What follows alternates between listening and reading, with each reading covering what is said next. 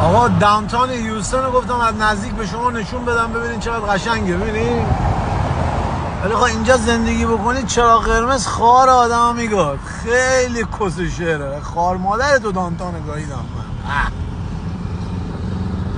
جان 289 میلیون رو میبینی؟ نها کن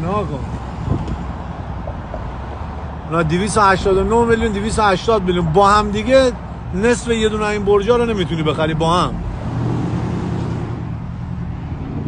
که پسر قدیر اون 289 رو ببری ای خدا. مگه من